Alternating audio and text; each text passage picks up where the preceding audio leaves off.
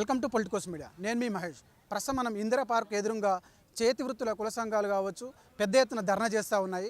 మరి ధర్నా చేయడానికి గల కారణాలు ఏంటి, వాళ్ళ డిమాండ్స్ ఏంటి, ప్రభుత్వం అధికారంలోకి రాకముందుకు వాళ్ళకు ఏమేమి హామీలు ఇచ్చింది, అవి ఎంతవరకు నెరవేర్చింది, మరి ఈ ధర్నా చేయడానికి గల కారణాలు, వాళ్ళ డిమాండ్స్ నెరవేరకపోతే వాళ్ళ వేటు ఎలా ఉండబోతుందో ఒకసారి ఇక్కడికి వచ్చినటువంటి కార్యకర్తలకు కావచ్చు సంఘ పెద్దలు కావచ్చు ఒకసారి అడిగి తెలుసుకునే ప్రయత్నం చేద్దాం.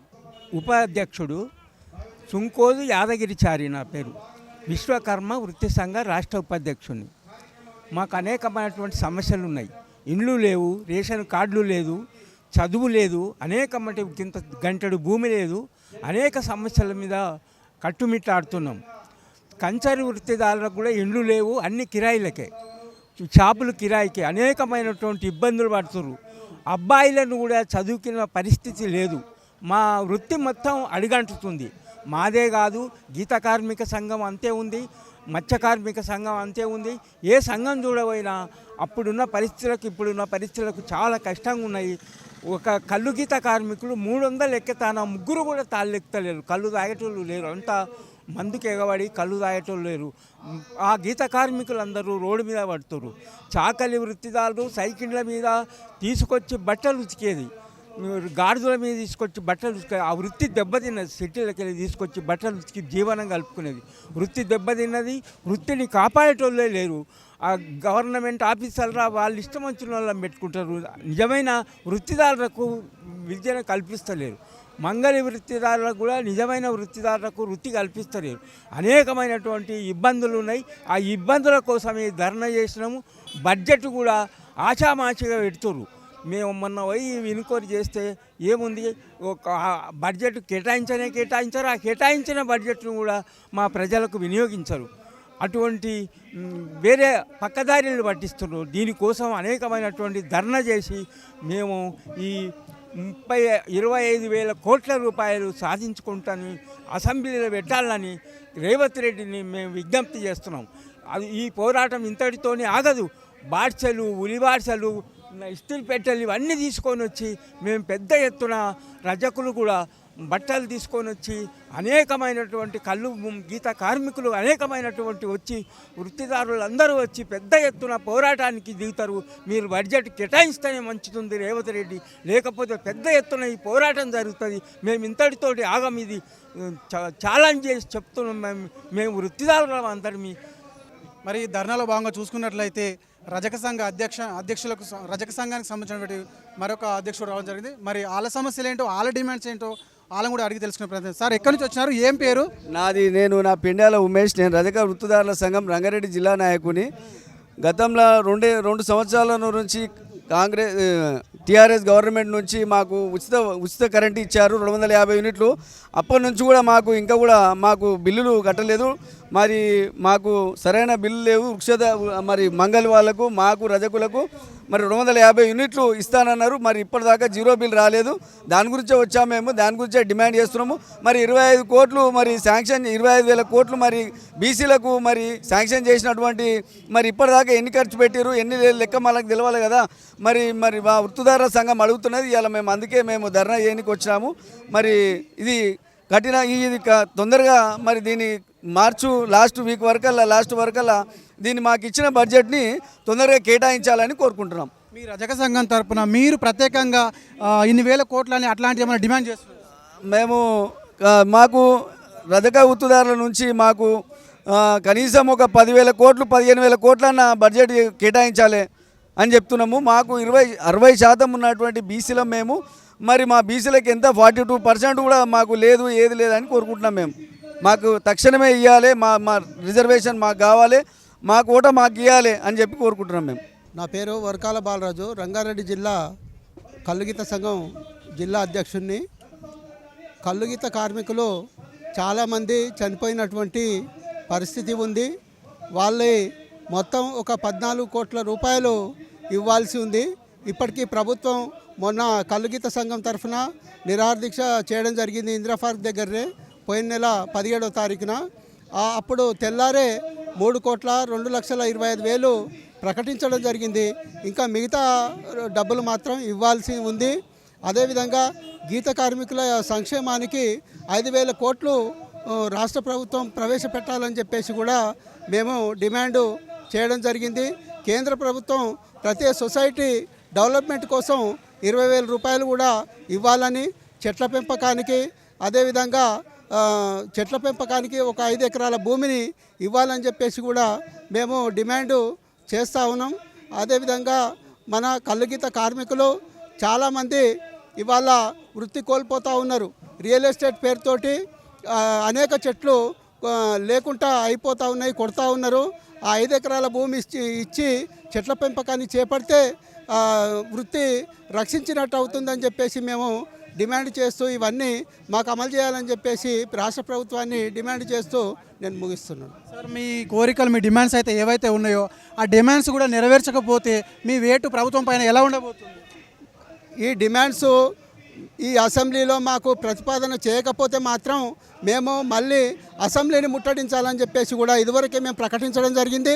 అది ఖచ్చితంగా మేము ఆ అసెంబ్లీని ముట్టడించడం కోసం ప్రయత్నిస్తామని చెప్పేసి మేము తెలియజేస్తున్నాం. ఈ ధర్నాలో భాగంగా చూసుకున్నట్లయితే మరి మేడ్చల్ జిల్లా నుంచి గొర్రెల మేకల పెంపకందారులు అటువంటి యాదవ సంఘ అధ్యక్షులు కూడా ఇక్కడ ఉన్నారు మనతో పాటు. ఒకసారి వాళ్ళ డిమాండ్స్ ఏంటో, వాళ్ళు మరి ఈ ధర్నా అనేది ఎంతకాలం కొనసాగించే అటువంటి నిర్ణయం ఉందో ఒకసారి అడిగి తెలుసుకునే ప్రయత్నం. సార్ చెప్పండి సార్, మీరు ఎక్కడి నుంచి వచ్చినా, మీ పేరేంటి, అసలు ఈ ధర్నా చేయడానికి గల కారణం?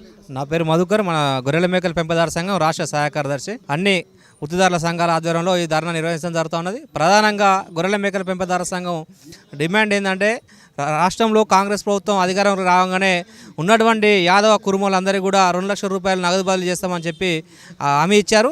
అది ఇంతవరకు కూడా 2 సంవత్సరాలు పూర్తవుతుంది, కానీ అమల్లో కాలేదు. అదేవిధంగా ఈరోజు గొర్రెలు కాసుకున్నటువంటి ప్రతి ఒక్క కుటుంబాలకు సంబంధించి పాము కాటుతో కానీ ఇతర కారణాలతో చనిపోయిన వారికి కూడా ఎక్స్గ్రేషియా 10 లక్షలు ఎక్స్గ్రేషియా చేయాలనేది సంఘం డిమాండ్ చేస్తూ ఉన్నది. అదేవిధంగా ఏంటంటే సొసైటీ గ్రామాలలో సొసైటీ ఎలక్షన్లు నిర్వహించకపోవడంతో అనేక సమస్యలు ఎదురవుతూ ఉన్నాయి. కాబట్టి ప్రధానంగా సొసైటీ ఎలక్షన్ నిర్వహించాలి. ఏదైతే గవర్నమెంట్ 2 లక్షల రూపాయలు నగదు బదిలీ చేస్తున్నదో తక్షణమే దాన్ని అమలు చేయాలి. ఇప్పుడు నిర్వహిస్తున్న అసెంబ్లీ సమావేశాల్లో దానికి సంబంధించినటువంటి బడ్జెట్ను కూడా కేటాయించాలనేది ప్రధానంగా డిమాండ్ చేస్తూ ఈ ధర్నా నిర్వహిస్తూ ఉన్నాం. సార్, మీరు అనుకున్నటువంటి డిమాండ్స్ ఏవైతే ఉన్నాయో అవి నెరవేరకపోయినట్లయితే మీ యొక్క వేటు ఎలా ఉండబోతుంది ప్రభుత్వం పైన? భవిష్యత్తులో ఈ ధర్నా కాదు, పెద్ద ఎత్తున గొల్ల కుర్మలను తరలించి ఇతర వృత్తిదారులను కూడా తరలించి అసెంబ్లీ ముట్టడి చేస్తాం. ఎక్కడికక్కడ ఎమ్మెల్యే ఆఫీసులను కూడా ముట్టడి చేయడం కోసం ప్రయత్నం చేస్తా ఉన్నాం.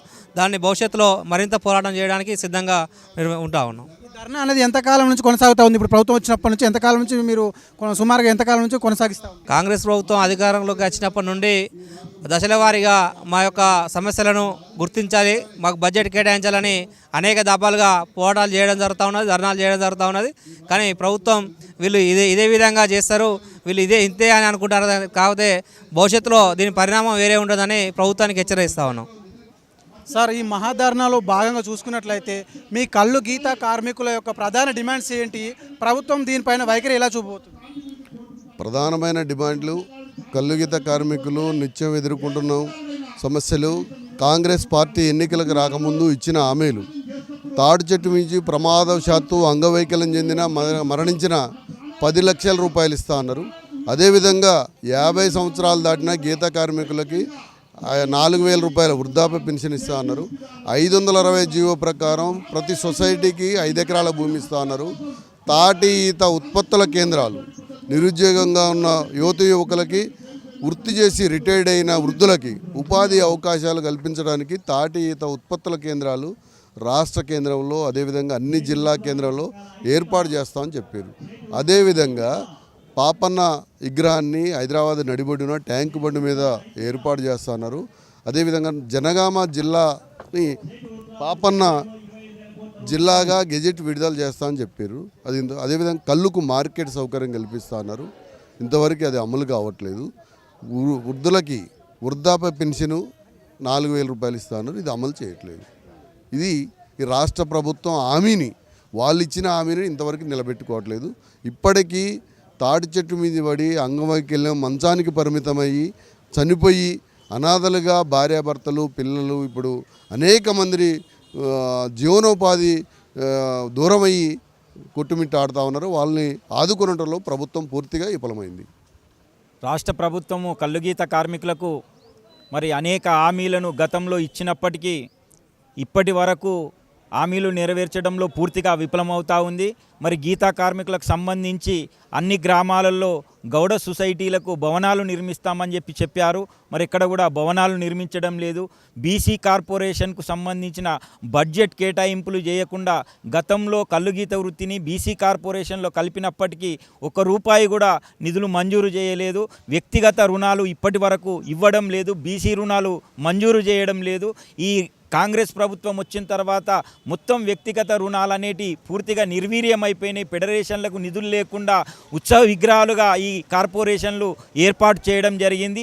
ఇప్పటికైనా తక్షణమే ప్రభుత్వము ఈ ఫెడరేషన్లకు సంబంధించి 25,000 కోట్ల బడ్జెట్ కేటాయించాలనేది మేము ప్రధానంగా డిమాండ్ చేస్తూ ఉన్నాం. కల్లుగీత వృత్తికి సంబంధించిన దాంట్లో గత బడ్జెట్లో కేటాయించిన 70 కోట్లను కూడా 70 కోట్లలో 17 కోట్లే ఖర్చు పెట్టి మిగతాయి కూడా ఖర్చు చేయలేదు. మరి ఈ మార్చి తోటి ముగింపు అవుతా ఉంది. తక్షణమే ఆ నిధులను కార్పొరేషన్ కేటాయించి గౌడ కులస్తులకు గీతా కార్మికుల సంక్షేమం కోసం ఖర్చు చేయాలని వచ్చే బడ్జెట్లో 5,000 కోట్లు కేటాయించాలని చెప్పి కూడా ఈ సందర్భంగా మేము ప్రభుత్వాన్ని డిమాండ్ చేస్తా ఉన్నాం. సో ఇక్కడ ఈరోజు చూసుకున్నట్లయితే ఇందిరా పార్క్ ఎదురుగా అన్ని కుల సంఘ పెద్దలు వచ్చి పెద్ద ఎత్తున ధర్నా చేస్తూ ఉన్నారు.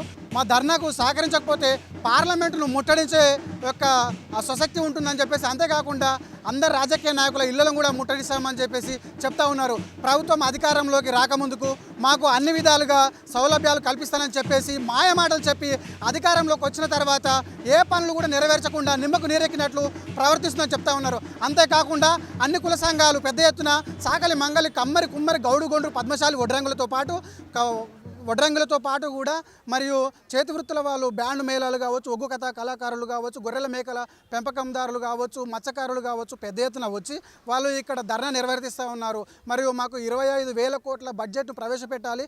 గత ప్రభుత్వంలో ప్రవేశపెట్టినటువంటి బడ్జెట్ ఏదైతే ఉన్నదో అది కొంతవరకు ఖర్చు చేసి మిగతా వాటిని వెనకేసుకుని దాని లెక్కలు కూడా చెప్పలేదని చెప్పేసి ఆవేదన వ్యక్తం చేస్తున్నారు. అది ఆ మిగిలినటువంటి బడ్జెట్ను ఇప్పుడు ప్రవేశపెట్టే బడ్జెట్లో కలిపి మాకు అన్ని విధాలుగా మాకు సహాయ సహకారాలు అందించాలని చెప్పేసి కోరుతా ఉన్నారు. అదేవిధంగా కల్లు గీత కార్మికులు కావచ్చు, మాకు చెట్లపై నుంచి పడినటువంటి వ్యక్తులకు ప్రమాదవశాత్తు మరణించిన వారికి కూడా మాకు బీమా అనేది కల్పించాలని చెప్పేసి, అంతేకాకుండా 4,000 పెన్షన్ అందించాలని చెప్పేసి కోరుతూ ఉన్నారు. గొర్రెల మేకల పెంపకందారులకు 2 లక్షల రూపాయల పెట్టుబడితో పాటు ప్రారంభించనున్నట్టు మాయమాటలు చెప్పి, మరియు ఇప్పుడు ఆ మాయమాటలు కూడా మాయమాటలుగానే మిగిలిపోయాయని చెప్పేసి ఆవేదన వ్యక్తం చేస్తున్నారు. అదేవిధంగా రజకులు కావచ్చు, వాళ్ళకు గత ప్రభుత్వంలో బీఆర్ఎస్ ప్రభుత్వంలో మీటర్లు అంటే కరెంటు ఉత్పత్తి చేసుకోవడానికి మీటర్లు ఉచితంగా కల్పించినప్పటికీ కూడా, ఉచితంగా మాకు ఆనాడు బిల్లులు ఉచితంగా కల్పించినప్పటికీ కూడా మరి ఈనాడు ప్రభుత్వము ఆ బిల్లులను లెక్క చెప్పాల్సిందిగా వేల భారం మోపి మాకు వసూలు చేస్తూ ఉన్నారు. మరి మేము ఎక్కడి నుంచి తెలుసుకోవాలి, ఏంది మా పరిస్థితులు ఏంటి? ప్రభుత్వం కూడా ఇంకా పట్టించుకోకపోతే ఈ ధర్నాన్ని ఇంకటితో ఆపడం కాదు, ఆమరణ నిరాహార దీక్షలతో పాటు అసెంబ్లీని కూడా ముట్టడించే ఒక సత్తా మా దగ్గర ఉంది. మా యొక్క కుల వృత్తులు మా చేతులతో ఏ అయితే పనిముట్లతో చేస్తున్నామో అవే పనిముట్లతోనే మేము వాళ్ళకు చిత్తశుద్ధితో మేము బుద్ధి చెప్తామని ఇక్కడ ఉన్నటువంటి సంఘ పెద్దలు కావచ్చు, సంఘ అధికారులు కావచ్చు తెలియజేస్తా ఉన్నారు. చూస్తూనే ఉండండి పొలిటికోస్ మీడియా. నేను మీ మహేష్, కెమెరామెన్ శేఖర్తో. Please subscribe to the channel and download the Politicos app from the links in the description.